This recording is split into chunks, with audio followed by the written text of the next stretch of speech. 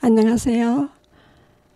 구수한 이야기를 담은 친구 같은 성주방송 92.7MHz 손정재의 두루치기에서 오늘은 박내겸의 서수일기에 담긴 조선 암행의사 126일간의 비밀 여행기와 아들의 죽음을 슬퍼하는 조수도의 일기인 신당일록에 대한 이야기를 하려고 합니다. 먼저 박내겸의 서수일기에 담긴 19세기 조선의 풍경이 담겨 있습니다. 서수일기 또는 서수록은 조선 순조 22년인 1882년 윤 3월 16일부터 동년 7월 28일까지 평안도 암행의사로 제수된 43살의 박내겸이 평안남도 암행의사로 임명되어 약 4개월간 126일 간의 긴 여행을 시작했습니다. 홍문관 부교리였던 그는 삼옥제 강경과 마패 하나, 금사에 쓰던 노쇠로 만든 자 유척 2개를 하사받고 지방 수령 암행 의사들이 12명의 수행원과 함께 엄밀한 출장을 떠났습니다. 암행 의사는 백성의 목소리를 듣고 관리들의 비리를 살피는 임금의 눈과 귀의 역할을 합니다. 그가 남긴 서수일기는 조선 후기 지방의 실상을 생생하게 보여주는 제임씨 자신의 체험을 기록한 소중한 일지 견문록입니다. 내용은 그가 한양을 출발한 후 평안도의 여러 고을을 순시하며 공적 업무 수행 내용과 그 지역에 대한 소개와 유명지에 관한 관람 그리고 지역 인사들과의 교류를 내용으로 한 지역을 감찰하며 매일의 일상을 기록한 암행일기입니다. 현재 서울대학교 규장각에 소장되어 있습니다. 박내겸은 1780년부터 1842년까지 62세로 사망한 분입니다. 박내겸의 본가는 밀양박씨고 자는 공익, 호는 만호 혹은 탑스입니다. 경상도 구미 본국에서 박선호의 셋째 아들로 출생했습니다. 아버지는 군수를 역임한 박선호고 정조부는 대사관을 지낸 박춘보입니다. 1809년 순조 9년에 문과에 급제하여 성정원 주서를 거쳐 1810년부터 1811년까지 가주서로 봉직했습니다. 그 후 주서 1814년 순조 14년에 사관원 정원을 지평 장령을 역임하기도 했습니다. 이때 올린 여러 건의 상소로 순조에게 상당한 신임을 얻어 1819년 부안 현감에 임명되었습니다. 1822년 순조 22년인 홍문관 교리 제임씨에 평안남도 암행의사에 임명되어 임무를 수행했습니다. 1827년은 순조 27년으로 함경도 북평사로 제수되어 10개월간 활동하며 북막일기를 저술했습니다. 또 1929년은 순조 29년으로 7월에 영의정 이상왕이 심양정사로 갈 때 서장관으로 임명되어 3개월간 사신으로 중격의 영경, 현재 베이징에 가던 연행을 마친 후 심사록을 저술했습니다. 그는 암행의사로 공무를 수행하면서 일정과 문서의 수발 상황, 방문 지역의 특성, 관료들의 업무 수행 태도와 주민들의 생활, 역사와 문화 현상을 기록하였습니다. 곧 임무 수행을 하는 가운데 기록을 남겨 사환일기를 작성한 것입니다. 서수일기는 일책으로 된 필사본입니다. 책에는 저자가 기록되어 있지 않으며 작성 연대가 임원년이라 간지로만 표기되어 있습니다. 그러나 임원년 윤 3월이 있는 해는 1822년 순조 22년입니다. 순조실력과 성정원 일기를 통해 보면 이때 평안남도 암행의사에 임명된 사람은 박내겸이었습니다. 따라서 그가 이 책의 저자임을 알 수 있습니다. 서수일기는 한양을 출발하여 청천강, 이남 평안도 일대의 민정을 탐문하고 각처에서 출도한 후 돌아와 명령을 받고 일을 처리한 사람이 출장 결과를 보고하는 복명하기까지 일정에 따라 날짜별로 기록한 내용입니다. 내용은 임명되어 부임지에 도착하기까지의 여정, 그리고 암행의사로서의 공적 업무 수행과 지역에 대한 소개와 관람, 지역 인사들과의 교류, 귀환하여 복명하기까지의 여정으로 구성되어 있습니다. 첫째로는 암행의사에 임명되어 평안도에 도착하기까지 여정을 기록하였습니다. 이후 그는 3월 21일에 피난한 선비 차림으로 13명의 수행원과 함께 한양을 출발하였습니다. 3일 후 황해도 남천에서 일행을 셋으로 나누어 정보를 수집하기로 하였는데, 이는 암행의사의 신분이 노출되는 것을 방지하고 넓은 지역의 정보를 수집하기 위한 것이었습니다. 둘째로는 암행의사로 공적 업무를 수행하는 내용입니다. 이는 출두 전 정보를 수집하는 암행, 염찰과 신분을 드러내고 출두한 후 처분을 내리는 것을 들 수 있습니다. 박내겸은 출두 전에 45일간 21개의 고을에서 암행과 염찰 활동을 하여 수령의 통치 상태와 민심의 향방을 집중적으로 탐색하였습니다. 그는 5월 13일 순안에서 처음 출두하여 7월 17일까지 12개 고을에서 차례로 출두하였습니다. 이때 순안과 개천 두 고을에서 봉고 파직의 준말인 봉고 처분을 내렸습니다. 그리고 세 번째로는 지역에 대한 소개와 관람, 지역 인사들과의 교류를 기록하였습니다. 중앙정계에서도 활동이 컸던 당시 성천부사 이기영과 평양감사 김이교 등을 만났습니다. 그리고 지역의 학식 있는 선비와 유학자들을 만나 대화하면서 그들의 학문에 감탄하기도 했습니다. 과거 시험의 문제점을 파악하였고 백성들을 만나며 황곡의 폐단을 파악하기도 했습니다. 한편 박내김은 평안도 지역의 명성지를 답사하며 이를 소개하기도 하였지만 그 과정에서 방문객이나 관로들로 인한 폐단도 함께 파악하여 기록하였습니다.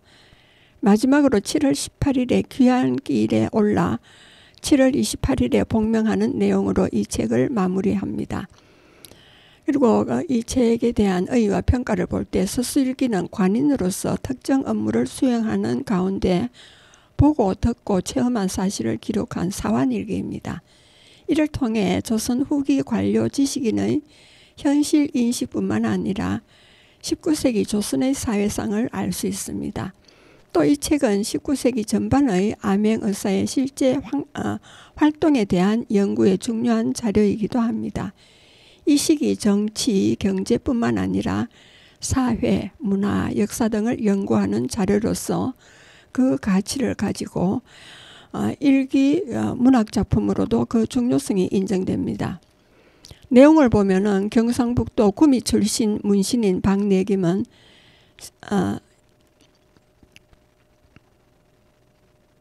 생전에 43살일 때 평안도 암행업사직을 수행하며 그 체험을 담은 서수일기를 기록했고 48살에 함경도 북평사직을 수행하며 매일의 일상을 기록한 북방일기, 그리고 50살에 서장관으로 심양을 다녀오며 그 과정에서의 일을 기록한 심사일기 등 총 3권의 일기를 남겼습니다. 이 중에 서수일기는 박내겸이 1822년 3월부터 7월까지 약 4개월간 평안도 지역에서 암행의사 직무를 맡으며 기록한 일기로 박내겸의 암행의사로서의 강직한 모습을 볼 수 있지만, 동시에 출두 후에 조사 업무를 마친 저자가 고을 수령이나 순찰사가 대령한 기생과 동침을 하거나 순찰사와 더불어 배를 띄우고 유람을 다니기도 하는 등 당시 부실해지고 허술해져 무너져가던 암행의사 직책에 대해서도 알아볼 수 있는 중요한 자료로 인정받고 있습니다. 그래서 암행일기, 남정일기, 남행일록과 함께 전해 내려오는 우리나라의 여러 암행일기 중 하나로 1800년대 시행되던 암행제도의 모습과 당대 평안도 지방의 상황에 대해 연구할 수 있는 1차 사료가 됩니다. 조선 후기의 암행의사 활동 일지인 박내금의 서수일기가 처음으로 번역돼 나왔습니다. 조남근 전 한스대 동양고전연구소장과 박동욱 한양대 기초융합교육원 교수가 번역한 이 책은 1822년 3월 16일부터 7월 28일까지 126일 동안의 평안도 암행의사 기록입니다.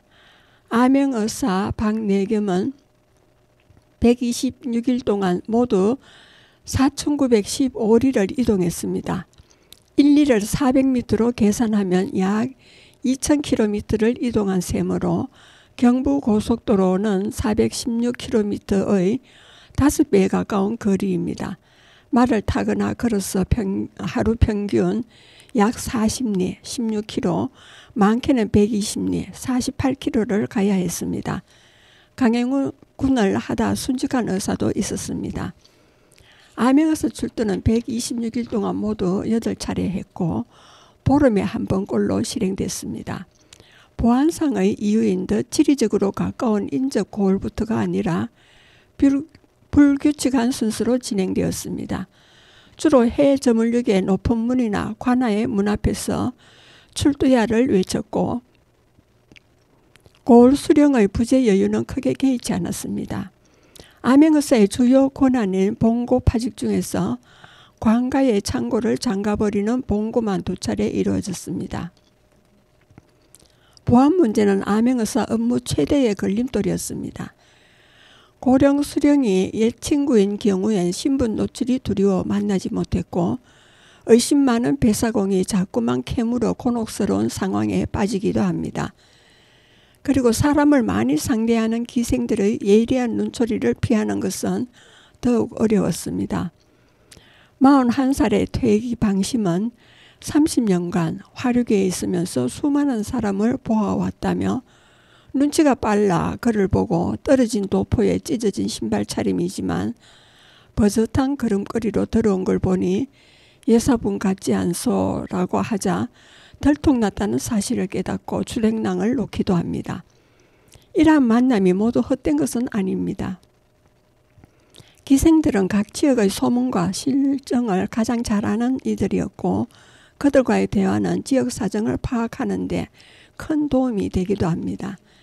하지만 정작 암행의사의 조사 방식에 이르러서는 지금의 시각으로 볼 때 그다지 엄정하지 않아 보이는 점도 드러납니다.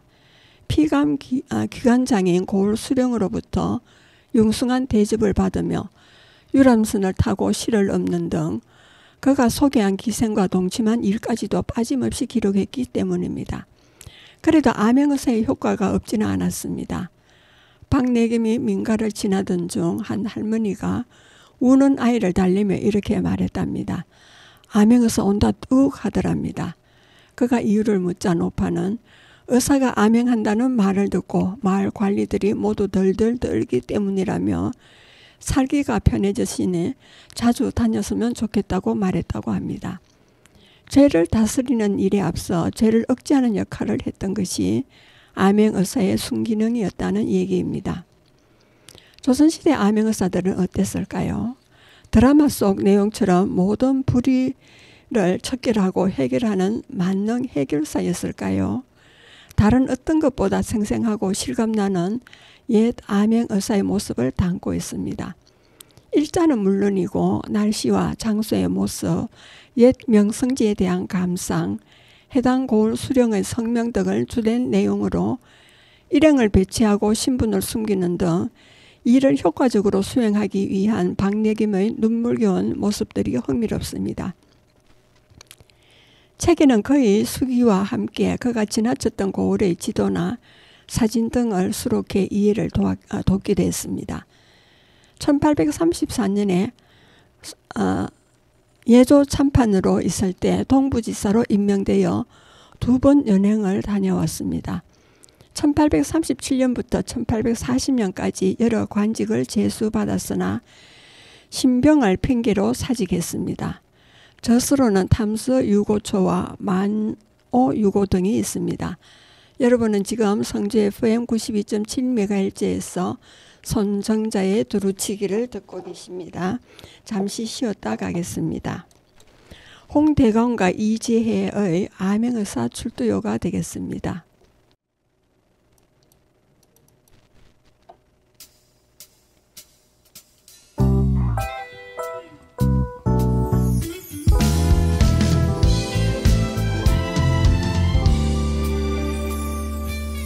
나른한 햇살이 찾아들면 멍하니 창밖을 바라보다가 진한 생각 속에 잠겨 떠올리던 넌 어디에서 무얼 하고 있을까. 좋았던 기억에 혼자 웃다 무거운 추억에 또 마음 다칠까. 애써 태어난 척해도 들킬 수밖에 없는 내 맘 왜 이래. 사랑이 뭔데 내 맘이 왜 이래 매일 눈물에 콧물에 가슴만 쓰리던 짓인데. 사랑이 뭔데 또 가슴이 뛰래. 너의 달콤한 입술에 내 맘을 포개고 싶은데. Dream a dream of you. A dream I'm kissing you.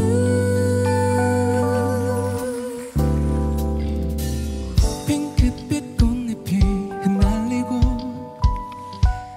따스한 바람에 휘바람을 불고 내게 전화 걸까 말까 고민하는 날 언제부터 내게 빠졌던 걸까.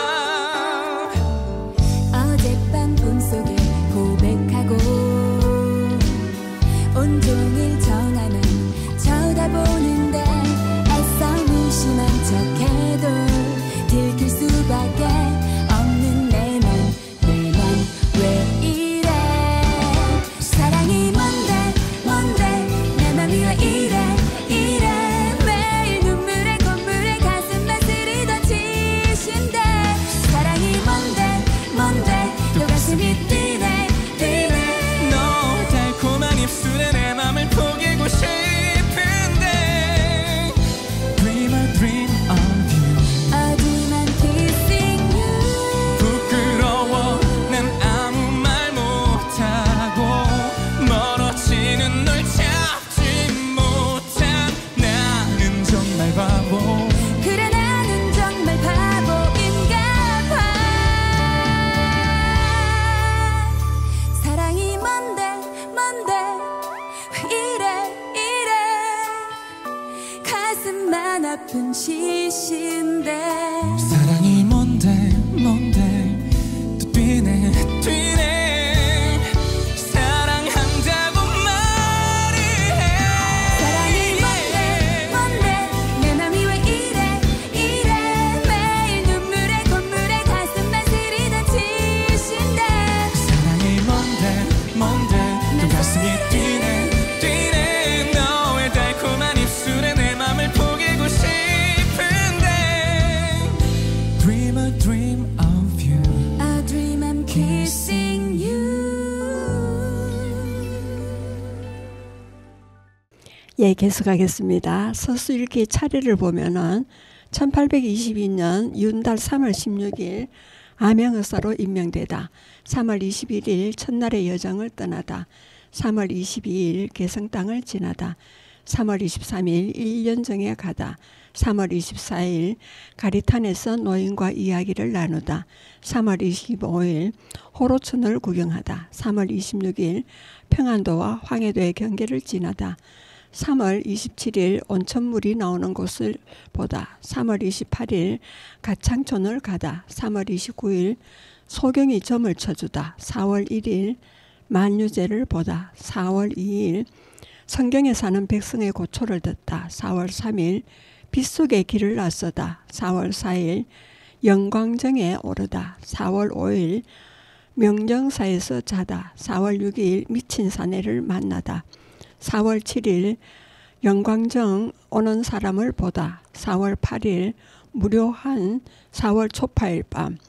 4월 9일 비 때문에 여관에 머물다. 4월 12일 기자묘를 보다. 4월 11일 은산 땅에 들어서다. 4월 12일 마을 노인들과 이야기를 나누다. 4월 13일 맹산현에서 자다. 4월 14일 기생과 오락의 하나인 편을 갈라 차례로 주사위 둘을 던져 나오는 주사위대로 말을 써서 먼저 궁에 들어보내는 놀이인 쌍육을 하고 놀다. 4월 15일 말이 아파서 고생을 하다.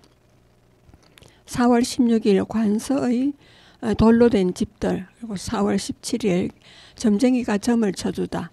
4월 18일 삼탄에 도착하다. 4월 19일 참봉 현신목을 만나다. 4월 20일 유생들과 과거 시험에 대해 이야기를 나누다. 4월 21일 노파와 이야기를 나누다.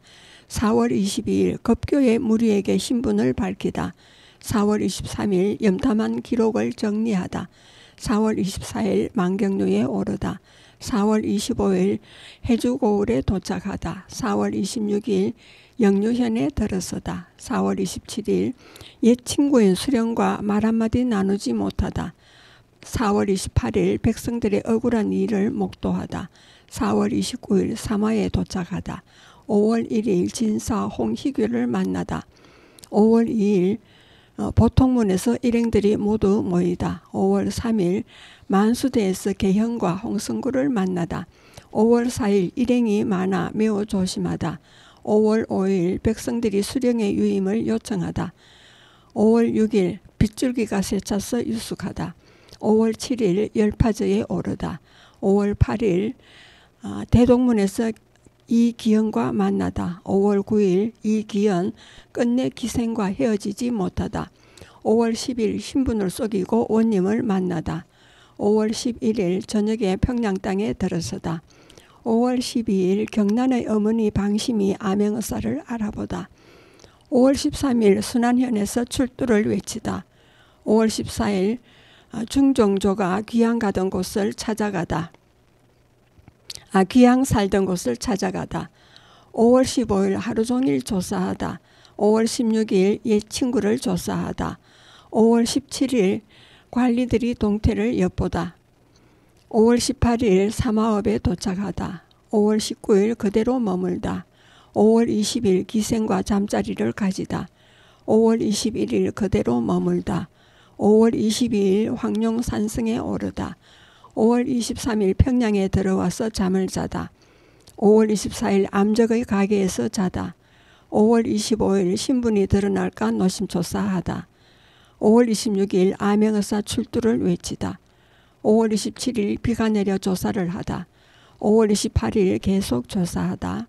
5월 29일 현신목을 방문하다. 6월 1일 영흥군으로 들어가다. 6월 2일 업무를 조사하다.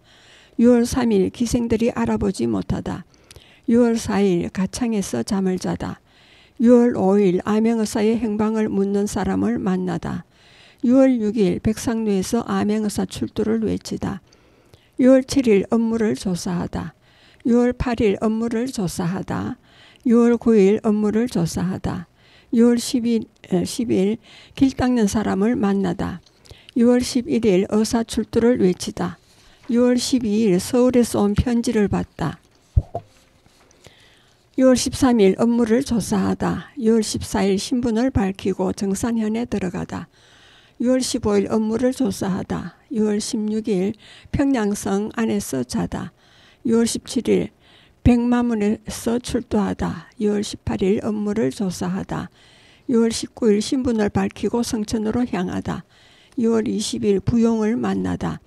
6월 21일 부용시에 차원하여 시를 짓다. 6월 20일 업무를 조사하다. 6월 23일 점심때 온정원에 도착하다. 6월 24일 암행의사에 대한 유언비어가 돌다. 6월 25일 업무를 조사하다. 6월 26일 영빈 수령 정선지를 만나다. 6월 27일 평양에 다시 들어가다. 6월 28일 심한 더위에 길을 떠날 수 없다. 6월 29일 또 머무르다. 6월 30일 의사출두를 외치다. 7월 1일 객지에서 생일을 맞다.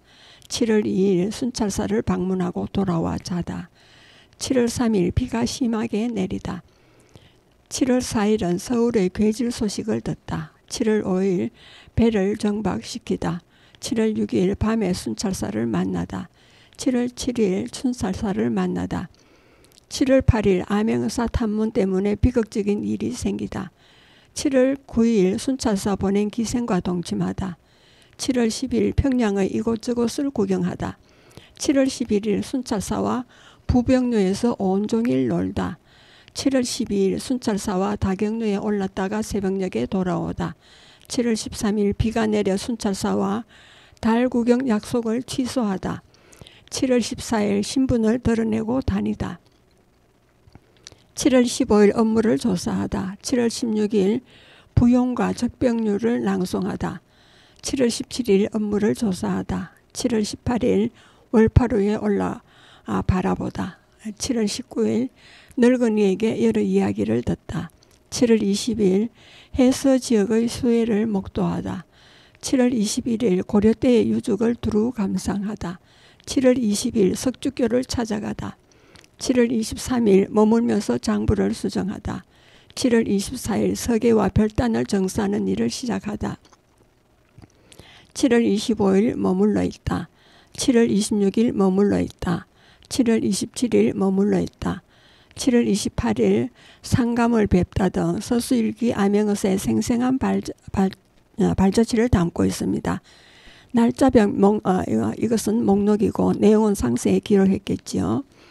그 현대평 암행의사 그 출도요를 했으면 한다는 겁니다. 조선시대 왕이 믿을 만한 당 하관, 정삼품, 통운대부부터 어모 장군 이하를 뽑아 지방으로 비밀리에 파견하는 수령방백, 토호들의 잘못을 규찰하거나 백성들의 고통을 탐문케 하는 제도가 암행의사입니다. 암행의사는 비밀성과 자명성에 있어 일반 의사와 다르고 조선 초기 행대의사 제도가 발전된 형태입니다. 왕은 의사를 파견할 때 직접 삼정성으로부터 추천을 받아 선발했습니다. 선발된 의사의 파견지는 360개 지방 관서의 이름을 적어넣은 죽통에서 추첨하여 선정했습니다. 선발된 의사는 파견지가 적힌 밀봉된 봉서와 의사의 직무 지침, 서인, 사목, 마패, 표준, 도량, 현기인, 노세로 만든 유척을 수령해서 목적지로 떠났습니다. 봉서에는 파견 지점의 사전 유출을 방지하기 위해 겉면에 어느 지점에서 열어보라고 게재되는데 주로 사대문을 나서면 개봉하도록 했습니다. 마패는 교통수단인 역마를 사용할 수 있는 정패로 한 마리에서 5마리 등 5종이 있는데 대부분 2마리 마패를 지급했습니다. 마패는 암행의사임을 증명하는 신분증 역할과 각종 문서에 날인하는 직인으로도 사용했습니다. 유척은 지방관들이 규정에 어긋나는 형구를 사용하는지 측정하는 데 사용했습니다.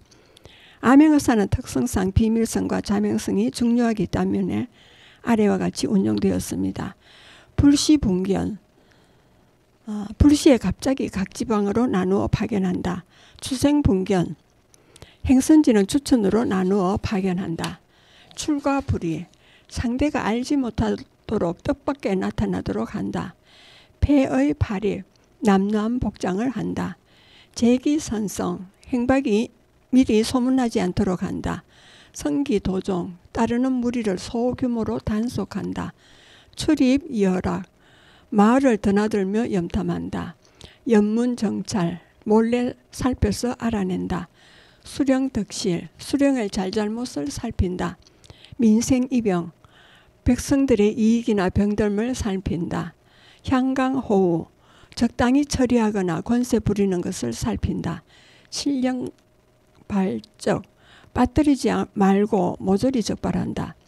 우리는 소설이나 드라마, 판소리에서 유명한 암행의사가를 익히 알고 있습니다.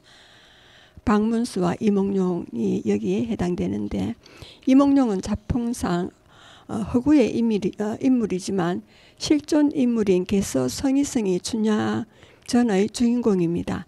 그는 남원부사를 지낸 성안의 아들로서 암행의사를 3번 역임했습니다. 역사적으로 유명한 태계 이황과 다산 정약용, 주사 김정희도 암행의사를 역임했습니다. 모든 제도가 양면성이 있듯이 암행의사 제도도 여러 가지 폐해가 잇따랐습니다. 충원의사 이재가는 양친창의 곡식을 부족하게 관리한 충원 현감을 잘 다스리지 못해 파직당하거나 호남의사 이희갑이 나주목사 조시순의 진율 처결이 부적절하여 처벌받는 등 의사들의 부조리도 발생했습니다. 또 의사 이종성과 한 현모는 대리인에게 조사를 시키기도 했습니다. 지방관들의 저항 또한 만만찮았습니다. 황해의사 조종경이 강령현에 당도해도 현령이 성문을 열어주지 않거나 강원의사 송기수의 압수 공문서를 강릉부사 장계문이 증거를 인멸하려고 훔치기도 했습니다. 당한 지방관들과 그와 연관된 조정의 신료들에 의한 보복도 일어났습니다. 의사 이계와 나주목사 구봉수의 관계가 그러했습니다. 다산 정약용과 주사 김정희도 보복성 탄핵으로 현직으로 물려나거나 파직당하기도 했습니다. 의사 홍양하는 의문의 중독사를 당했고 권주는 수령에게 체포되어 갇히기도 했습니다. 더구나 가짜 의사 사칭하는 사례가 많이 발생하기도 했습니다.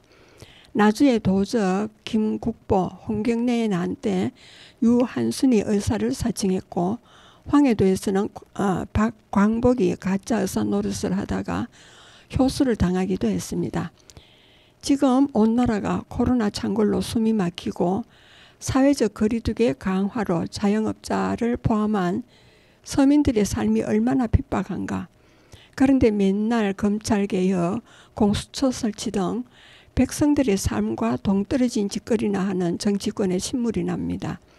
민생은 뒷전이고 밥그릇 싸움이나 일삼는 이들을 보고 이 몽룡이 대사로 온다면 뭐라 할까. 남원부사 변학도의 생일잔치에 읊은 것처럼 이렇게 읊으면서 암행의사 출두야를 외칠 것입니다. 기습의결 중우정, 날치기 기습의결은 중우정치이고 반대벌기사 연사는 반대파의 처별은 연산군을 닮았네. 역질창궐 민누락은 코로나 창궐로 백성의 눈물 흐르네. 택가고처 원성고는 집값 오르는 곳에 원성도 높구나입니다. 우리 정치권에도 현대판 암행의사 제도를 도입하려는 중입니다. 정치권이나 학계, 법조계의 다양한 의견을 수렴하여 헌법 원리에 맞게 입안함이 바람직하겠지만 다수의 힘과 안건 신속 처리라는 것을 이용하여 처리했습니다. 또 공수처 구성에 대한 여야의 합의가 이루어지지 않자 시행도 못해본 법을 일방적으로 개정하여 다수의 힘으로 기습 의결하기도 했습니다. 리얼미터의 조사에 따르면 여론의 54.2%가 공수처법 일방 처리를 옳지 못하다고 밝혔습니다. 서수일기의 현대적 의미를 살펴볼 때 박내기면 기록은 200년이 지난 오늘날에도 여전히 중요한 의미를 가집니다. 권력과 부패의 문제, 지역 차별 문제, 민생의 어려움 등 그가 목격한 많은 문제들은 현대 사회에서도 여전히 진행형입니다. 더불어 그의 기록은 위정자가 가져야 할 자세도 보여줍니다. 백성들 속에 직접 들어가 그들의 목소리를 듣고 현장의 실상을 파악하려 했던 그의 태도는 오늘날 관료들에게도 중요한 교훈이 됩니다. 우리가 서수일기에서 배워야 할 것은 단순히 역사적 사실이 아니라 민생을 살피는 따뜻한 시선, 부정과 비리를 고발하는 용기, 또 우리 사회의 발전 가능성을 발견하는 통찰력입니다. 이것이야말로 200년 전 한 암행의사가 우리에게 전하는 가장 값진 유산일 것입니다. 여러분은 지금 성주 FM 92.7MHz에서 손정자의 두루치기를 듣고 계십니다. 잠시 쉬었다 가겠습니다. 이미자의 평양 기생이 되겠습니다.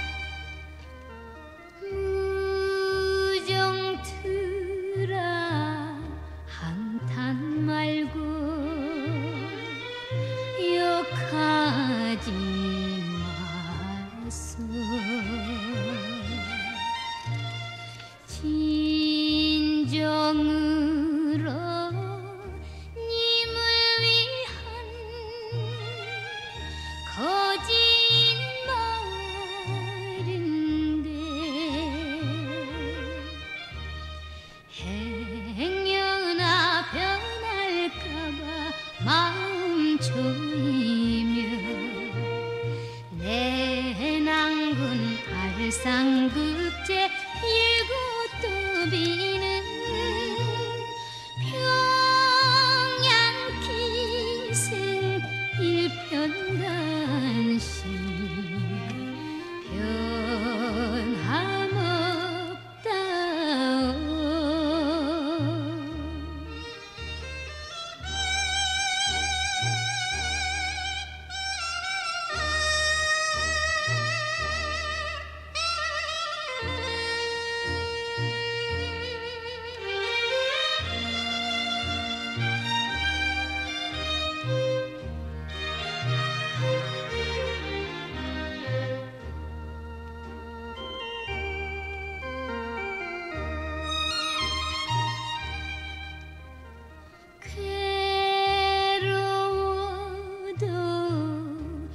고달파도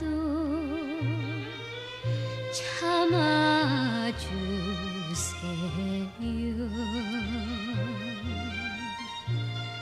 이 모두가 님을 위한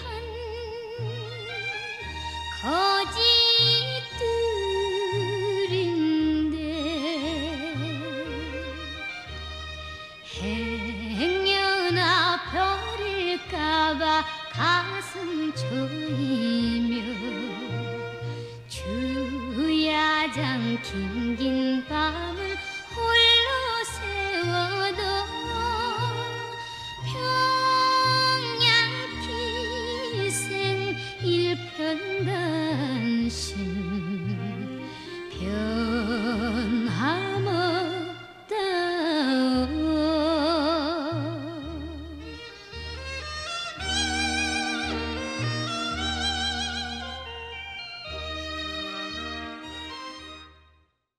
예, 이번에는 우리와 다르지 않는 그들의 삶을 살다간 청년 선비 조수도의 꿈과 고뇌가 담긴 신당 일록에 대한 이야기가 되겠습니다. 과거의 급제에 가문을 일으켜야 하는 청년 조수도의 무거운 책임감과 부모님을 모셔야 하기에 나라의 위기에도 나서지 못하는 갈등, 아들을 잃고 애통해하는 모습이 가슴이 서려옵니다. 시골과 한양을 몇 번이나 오가고 정보를 수집하며 오로지 과거 급제를 위해 10년원을 바치고 마침내 식소를 이끌고 한양으로 이사를 단행하는 조세환. 왕자비에서 한순간에 역적의 자손이 되어 두 아들을 따라 천리박 제주도를 귀향을 떠나야 하는 분성군 부인 허씨의 위기에 세상살이의 고달픔은 옛사람이나 우리나 다를 게 없었음을 그들의 일기를 통해 절감합니다. 그런가 하면 보기 드물게 연애사를 일기에 담은 지규식 같은 이도 있습니다. 삐쳐서 헤어졌다가 화해하기를 여러 번, 사랑하는 여인을 위해 손수 한문을 한글로 옮겨 직접 책을 만들어주는 다정다감한 모습도 보입니다. 일기를 통해 그들의 삶에 공감하고 위로받는 시간을 가져봅니다. 시골 선비의 일기입니다. 16세기 퇴계학파 학자 조수도는 1588년 1월 28일부터 1592년 9월 28일까지 약 178 날짜 동안 일들을 일기로 남겼습니다. 진술한 이 기록을 통해 당시 조선 사대부의 과거에 대한 생각과 당대의 과거 제도, 여행길의 고달픔, 지역 선비의 일상생활 모습과 도산 서원과 청량한 유람기, 임진왜란의 상황과 의병 모집 기록 등 한 평범한 청년 학자가 16세기의 조선에서 어떻게 살아갔는지 생생하게 엿볼 수 있습니다. 아픈 청춘들을 생각하며 라는 제목으로는 아프니까 청춘이다. 이 말이 한때 유행한 적이 있었습니다. 2011년과 2012년 연속 베스트셀러에 오른 김난도 교수의 책 제목입니다.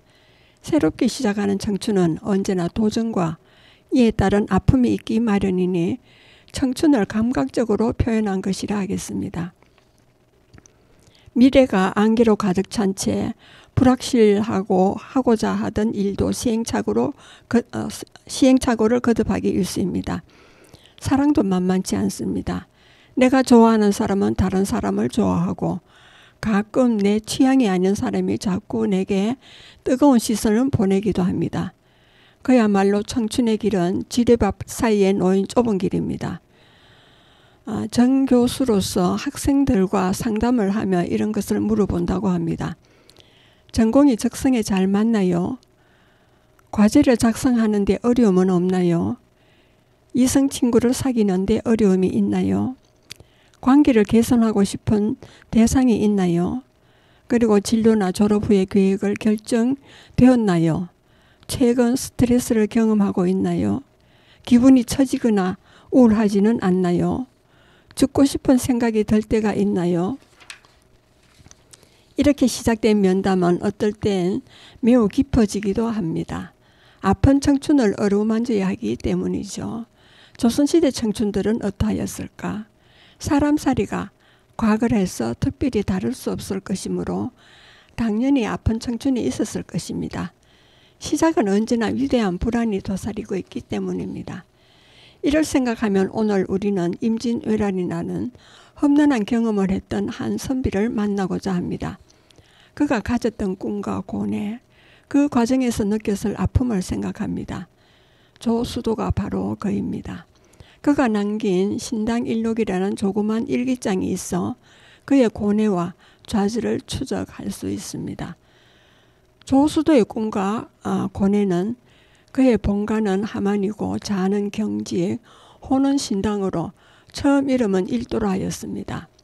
아버지는 동지 중추부사를 지낸 조지이고 조부는 부사직을 지낸 조정은입니다. 정조부는 의금부 경력을 지낸 조연입니다. 어머니는 섭독을 지낸 권회의 딸로 안동권 씨입니다. 5남 3녀 중 장남으로 태어났으며 출생지는 경북 안덕리입니다. 선대는 주로 경남 함안에 살았습니다. 조수도의 일기장 신당일록은 함안 조시 문중에서 내려오던 것입니다. 그는 29살에 요절했는데 얼마 되지 않은 기록이지만 이것도 제대로 갈물이 되었다고 하기 어렵습니다. 이 때문에 장병규는 이 책의 서문에서 이것은 고기 한 점으로 온 소단의 맛을 전부 아는 것이며 하나의 깃털로 상스러운 봉황의 색채를 모두 아는 것이라 할 만하다라고 하면서 안타까워한 바 있습니다. 이 일기는 필자의 구격으로 올해 초 지만지에서 출간되었습니다. 청춘의 꿈은 사라지고라는 제목입니다. 과거로 발신해 가문을 일으키고자 하는 것은 모든 사대부들의 꿈입니다. 그도 역시 마찬가지였습니다. 일기는 지난 무자년인 1558년 선조 21년 정월 18일 아우 경달 조형도와 함께 회시를 보기 위해 부모님과 이별하고 새벽밥을 먹고 길에 올랐습니다.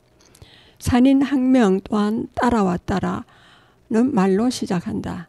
회씨는 초시에 합격한 사람이 서울에서 2차로 보는 시험이니 형제는 초시 합격자였던 것입니다. 일기에는 회시에 참여하기 위해 올랐던 기록, 그리고 군의 등 여러 과정에서의 과거 경험을 기록해 두었습니다. 관련 자료를 보면 다음날 새벽 9의 병든 몸을 부축하여 과장에 들어갔다가 저물녘에 나왔다. 부제는 앵도를 올리다였다. 다음날 일찍 시험장에 들어가니 부제는 홀의 주문이었고 시제는 편지를 가는 길에 보내 생사를 알아보내였습니다. 경시관은 신숙이고 부시관은 진주목사 최립입니다. 그 아래는 창원부사 장의국이었습니다. 비가 많이 내려 저물녘에 나왔다. 앞의 기록은 1558년 2월 6일 서울 과장에 대한 것이고 뒤의 기록은 1591년 3월 12일 군의 과장에 대한 것입니다. 특히 뒤의 기록에서는 당시 시관이 누구였는지도 자세히 밝히고 있습니다. 조수도는 과제에 대해 특별한 관심을 가졌는데 김천에서 과거를 보고 오는 함안의 박오라는 사람을 만난 과제를 묻고 이를 특기에 두기도 합니다. 말을 현풍성가에서 먹이는데 갑자기 함안에 사는 박오를 만났다. 김산, 지금의 김천에서 오는 길이었다. 그곳의 부제는 옷을 갖고 가서 자수하였다입니다. 시제는 늙음을 즐기노라 하였다 한 것이 그것이다. 과거에 대한 관심을 가장 직접적으로 드러내고 있는 부분이라 하겠다. 그러나 조수도는 끝내 과거에 대한 꿈을 이루지 못했습니다. 어릴 때부터 지혜와 재능이 출중하였고 자라면서 문장이 아름답고 풍부하여 문단에 이름이 있었다고 하지만 말입니다. 류필령은 조수도의 묘관명에서 약관 20세에 과거에 나가 간이 최공의 주시관이 되어 장차 어뜸으로 발탁하고자 하였으나 남에게 시권을 절취당하여 이를 이루지 못했다. 드디어 과거로 영달하는 길에 뜻을 두지 않고 마음을 오르지 한 것은 모두 가까이 있는 일상의 일에 충실하는 것이다 라고 적고 있습니다. 답안지의 절취라는 이해하지 못할 일로 그의 꿈은 좌절되고 이를 분수로 알아 마침내 이름 없는 시골 선비로 살게 되었다는 것입니다. 그의 요술은 재기의 꿈도 꾸지 못하게 하였습니다. 그리고 퇴계 학통을 잇다입니다. 조도수는 퇴계 이황의 학통을 이었다고 할 수 있습니다. 그의 스승은 유일제 김응기인데 이황의 문인이기 때문입니다. 유적 비문에서 정황국은 아우준도와 함께 유일제 김선생의 문화에 나아가서 스승으로 모시고 학문의 지계를 많이 들었으며 나란히 스승의 교훈을 가슴에 품고 부지런히 힘썼다라고 하였습니다. 1558년 일기에는 유일제 선생의 부음을 듣고 재물을 갖추고 가서 고굴하고 돌아왔다라 하였습니다. 아울러 1592년 2월 3일자 일기에는 다음과 같이 기록하고 있습니다. 길을 나서서 김상사 김응기의 무덤 아래서는 말에서 내려 절을 올렸다. 내가 어린 시절 수학한 선생으로 당시 가야촌에 살고 있었다. 큰 재주를 깊이 쌓았지만 뜻을 얻지 못하여 후진을 가르치는 것으로 자신의 임무를 삼았다. 잠시 서성거리니 선생의 경계하는 말씀이 들리듯 하였다라고 적었습니다. 이로써 우리는 그가 스승에 대해서 어떤 생각을 가지고 있었는지 바로 알 수 있습니다. 조수도가 김응기에게서 들은 학문의 지결은 충신이었습니다. 이 때문에 충신을 그의 띠에 써서 경계하고 두려워하였으니 곧 논어의 차명이다라 기록할 수 있었습니다. 참형은 논어 위공령에 나오는 말로 자장의 행에 관한 질문에 대한 공자의 답변 가운데 나오는 말입니다. 즉 충성스럽고 믿음직한 말과 도타운 행동을 강조한 것입니다. 이로써 우리는 그의 학문적 요체가 실천했다는 것을 알게 됩니다. 김은기를 통한 퇴계학과의 만남은 도산서원과 청량한 유럼 과정에서도 잘 나타납니다. 조수도는 1592년 2월 3일부터 13일간 도산서원과 청량산 일대를 유람합니다. 이 유람은 자형 오봉신지제가 선생의 현감으로 있었기 때문인데 그에 대한 방문 형식으로 이루어졌습니다. 이때 그는 선생께서 평소 물러나 기거하시던 곳을 두루 살펴보니 선생의 침석, 괴언, 청러, 투호, 연적 및 벽 사이의 도서 등이 완전히 어제 같았다. 손을 맞잡고 늠름한 모습을 공경히 상상하노라니 따뜻한 훈계의 말씀을 듣는 듯 하였다. 선생은 참으로 돌아가셨지만 돌아가신 것이 아니었다라 하였습니다. 이처럼 그는 도산서원에서 퇴계를 직접 만나고 있었던 것입니다. 그리고 전란 속에서입니다. 전쟁은 그가 세상을 떠나기 1년 전에 발발했습니다. 1592년 4월 6일부터 22일간 그리고 1592년 9월 19일부터 8일간 기록해 두었습니다. 앞의 일기에서는 고향 청송에서 만난 전쟁을, 뒤의 일기에는 전쟁 와중에 함안으로 가서 가족과 친지들의 안부를 살핀 것을 적었습니다. 신당 일록 가운데 가장 자세하게 적은 부분은 전쟁과 관련된 것입니다. 자신의 특수한 경험을 보다 분명하게 남기기 위한 조처였습니다. 조수도는 왜적이 쳐들어오자 한편으로 의병을 일으켜 적들을 막고 다른 한편으로 부모를 모시고 안전한 곳으로 피난하는 것이 급선무였습니다. 의병과 관련해서는 이렇게 썼습니다. 지난 5월 거문에 곽재우 공이 의병소를 설치하여 각 업의 군장을 모은다는 이야기를 들었다.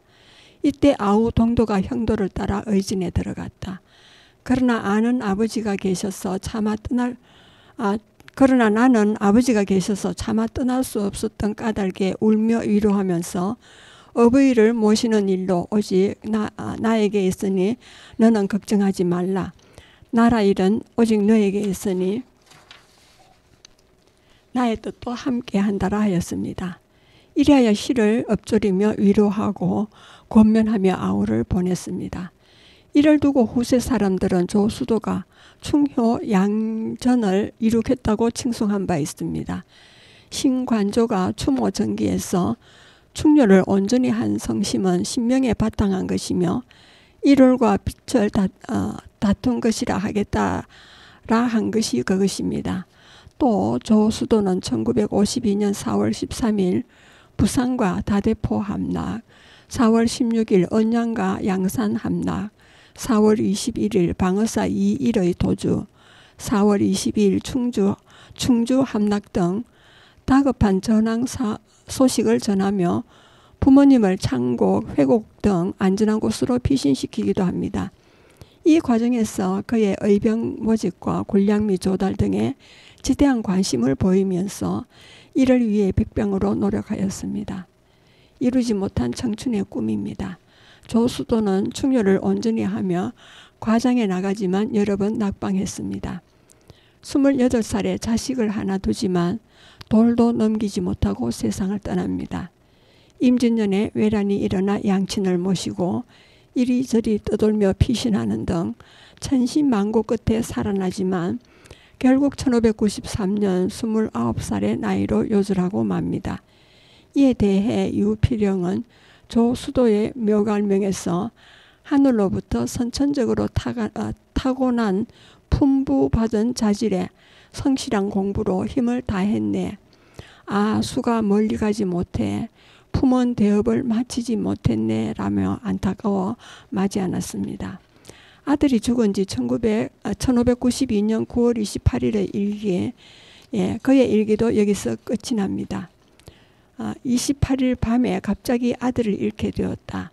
난리 중에도 목숨을 구제하였는데 어찌 이러한 참극에 이르게 되었는가. 다음 날 회현에서 연결하자니 불에 심장이 타는 듯 하였다. 가만히 아이의 얼굴을 생각하면 밝게 나타나는데 잊으려 해도 어찌 잊히겠는가. 애통하고 애통하구나. 조수도는 아들을 지금의 경북 청송군 안덕면 복리 화현에 묻습니다. 당시 그는 심장이 타는 듯 하다라 하면서 가만히 아이의 얼굴을 생각하면 또렷하게 나타난다고 했습니다. 차마 잊히지 않기 때문입니다. 아들을 잃은 상처가 심했기 때문일까요? 그 역시 병들어 이듬해 세상을 떠나 아들을 묻은 화현에 묻힙니다. 과거로 집안을 일으키고 의병으로 나라를 지키겠다는 그의 꿈은 산산조각 났습니다. 아들마저 잃고 그 역시 세상을 떠났습니다. 하늘이 이렇게 무정할 수가 있을까 싶습니다. 우리 시대의 청춘들은 다시 생각합니다. 취업이 어려웠을까? 아무런 생각 없이 학교에 다니는 학생들이 너무 많다. 그렇지 않으면 자신의 꿈이 너무 작다. 스스로 능력을 과소평가하기 때문일 것이다. 조수도는 등과의 꿈을 안고 과장에 나아갔다. 그러나 낙방에다 전쟁마저 일어나 좌절을 겪었다. 급기야 병마저 덮쳐 마침내 그 꿈을 이루지 못했다. 오늘날 우리도 어려운 시대를 살기는 마찬가지다. 그럼에도 불구하고 조수도의 시대와 견주어 보면 그래도 살만하다. 꿈의 크기만큼 이룰 수 있다고 하였던가. 아프고 불안하지만 분투하기를 그만두지 말자. 눈부시게 아름다운 청춘은 다시 오지 않는다. 이 글을 적은 그 교수님을 말하고 있습니다. 예, 지금까지 여러분은 성주 FM 92.7MHz에서 손정자의 두루치기를 들으셨습니다. 마지막 음악을 듣겠습니다. 강민의 남자의 일생이 되겠습니다.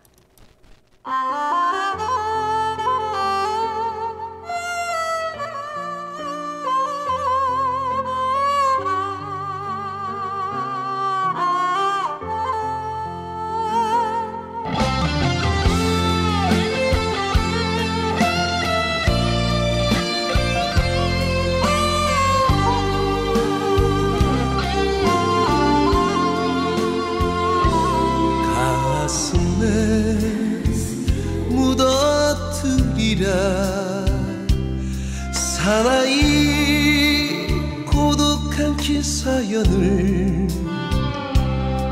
말 안들 무엇하랴.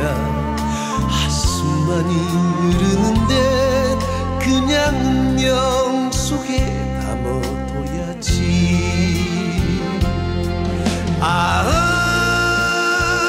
쓴 웃음에 가려진 타버린 멍든 내 가슴.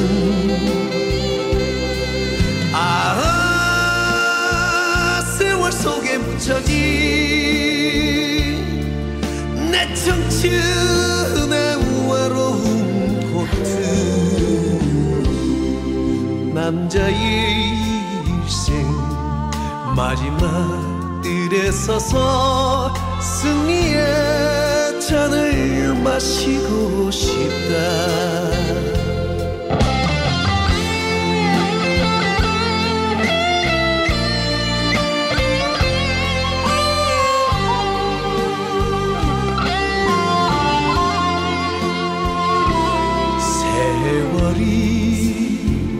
모른 채 하고 모든 걸 가슴에 묻었을 때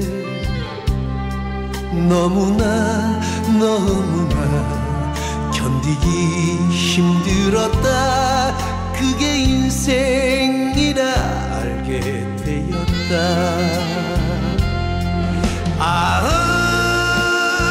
쓴 웃음에 가려진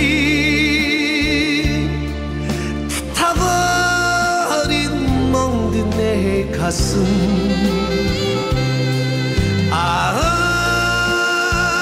세월 속에 묻혀진 내 청춘의 외로운 고통. 남자의 일생 마지막 뜰에 서서 승리의 잔을 마시고 싶다. 남자의 일생 마지막 뜰에 서서 승리의